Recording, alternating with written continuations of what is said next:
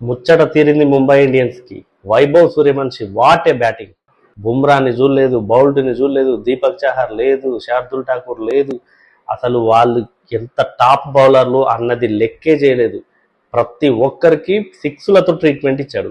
Especially Bumrah versus బుడ్డోడు అని అందరూ అనుకున్నారు కదా. మరి బుడ్డోడు బుడ్డోడు అంటే అది డైలాగ్ ఉంటుంది కదా, అది రిపీట్ చేసినట్టుగా అనిపించింది నిజంగా. ఎందుకు అంటే బుమ్రాను ఫేస్ చేసిన ఫస్ట్ బాలే సిక్సర్ కొట్టాడు, అదే ఓవర్లో మరో సిక్సర్. బౌల్ట్కి అదే ట్రీట్మెంట్. ఆ తర్వాత శార్దుల్ ఠాకూర్ బౌలింగ్లో అంతే, ఫేస్ చేసిన ఫస్ట్ బాల్కే సిక్సర్.